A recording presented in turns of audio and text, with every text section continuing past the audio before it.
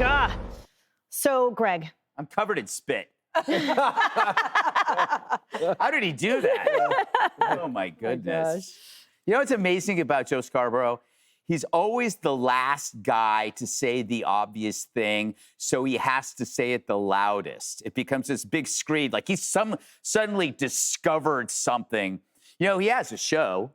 He could have discussed wokeism any number of times. He could have called out the party's embrace of identity over meritocracy. We've been doing it for years. But he's like the guy that shows up to help you move apartments after the furniture has already been unpacked and carried up the stairs. He's just there to eat the pizza. We did it without him, and we'll continue to do it without him. He's been doing this forever, and it doesn't matter. It's actually just pure performative, Sandra. Like you know, there's a myth that the left and right positions on these issues are symmetrical.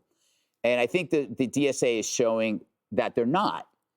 That, for example, having a police force and not having a police force, that is not symmetrical. The second opinion actually exits the argument. Think about the border. Having a border, not having a border. That is not symmetrical. One operates in the logic of a nation state. The other one deserts it. The same thing with biology. We were in biology. They exited biology. Economics. We have a free market. They had to develop an entire party called the Socialist Party in order to fight the idea of free markets. Private property. We know what private property is. They act like it doesn't exist. So it's no longer a debate over goals. It's a debate over how a system survives. You know, imagine if Fox announces that they're going to hire Francesca Hong to be a panelist on The Five, perhaps to replace Jesse. Of course, there would be great outcry, but no one is going to die. That's how it is. That's not the same with governor. You know, Wisconsin governor, it used to be a job where it is valued as highly important to the Wisconsin citizens. Now, just like a lot of jobs, it became hugely valuable to the person getting it and the group that she represents. It somehow becomes like an award that you give to somebody. It's no longer, no, we should actually think about the people first. And when you consider American governors, Reagan, Clinton, Bush, Carter, they all became presidents. You look at her and you go, man, that is shrinkflation, a degradation of quality at the same cost. I wouldn't trust her to be my dog walker. And voters nuttier than her, and she's nuttier than a squirrel's diarrhea. Oh. Yes. Brian. On that note. You looked at Sandra and said Brian. I mean, what was that? She wouldn't respond, so you looked at me. So, Sandra, do you think, is it a sign that since AOC and Bernie are withholding their endorsements of her, is there some demarcation we can look forward to in the Democrat Party, or is it just they're staying quiet, and then if she wins, they'll fold in? I think it's really special that Bernie Sanders and AOC can't warm up to Hong, but I think there's a wake-up call here. How in the world are Republicans letting Democrats, far left, radical, socialist Democrats, own the affordability thing? Own that prices are up because of Donald Trump. You know, yesterday we were having this discussion and I was mad at myself that I couldn't just present these facts. Trump handed, after his first term, Biden gas prices at $2.39. He ran those prices up to a record $5 a gallon at the pump. Where were these people then? Okay, now they want those policies back and more.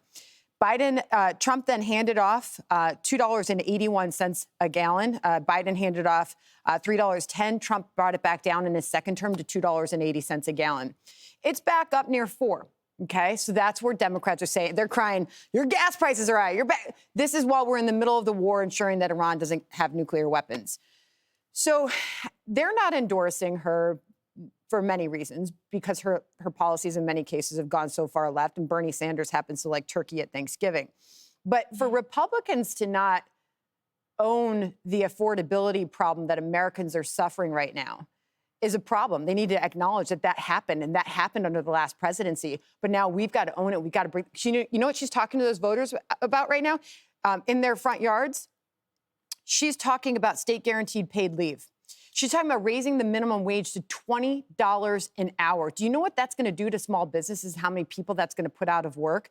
A 1-year moratorium on new AI data center construction. She wants to raise income taxes on couples making just over $400,000 a year. So these are the solutions she's offering at a very sensitive time for this affordability moment. But Republicans, beware.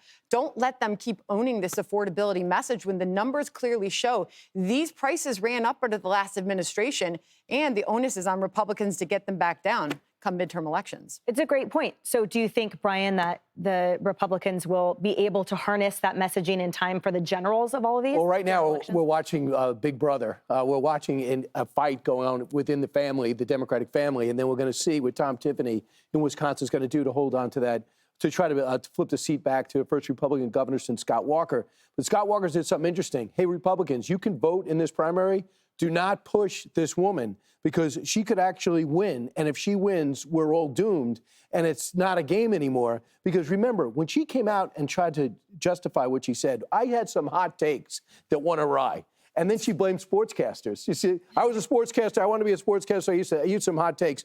But she goes, I shouldn't have let my feelings out. So she didn't say I've changed, which I wouldn't believe anyway. She said I shouldn't have said it. I shouldn't have tweeted it. But she still stands for abolishing the police. She still stands for abolishing prisons. She still stands for abolishing the U.S. Senate. And the criticism of Thanksgiving is, I'm sorry I said it out loud, and it seemed to have bored her son. Did you see how he yawned when his mom's talking? That's one thing. When your mom runs for governor, we've always said this, don't bring your son out if he's tired. Because I'm thrilled by the fact that he is so bored of this campaigning. But I think the guy that's on the docket right now, and Harold, I'll see if you agree with me, is Hassan Piker, because all those people left his side, her side. You know, so Bernie Sanders left, AOC left, all the famous socialists. I'm not campaigning with them. The only person still standing there is Hassan Piker. So if she blows a double-digit lead in the end, when in today's primary results, which are coming in a few hours, it's going to be his fault. Harold, do you agree with everything I said? It's good to be with you. I think a couple things. I hope that voters in Wisconsin, Democrats, do not support Ms. Hong to be the Democratic standard bearer and a nominee for governor. I'm a believer that not only is electability important, but you have to be able to govern. We live in an era and a time increasingly where both sides are electing people who excite their sides the most.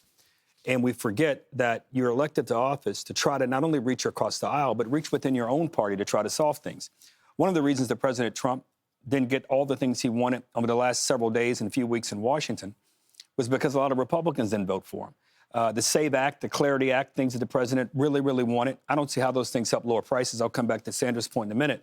But he's having problems within his own party. So I think Democrats, Republicans alike, and I'll focus on Democrats, you gotta elect people whom not only can excite the 20, 30% of the party base, but who can actually help govern and lower prices, who can help develop better outcomes and solutions overseas, who can help get better outcomes in our schools. And you have to be able to work across the aisle to do that. The last time we worked across the aisle on education, I was in Congress.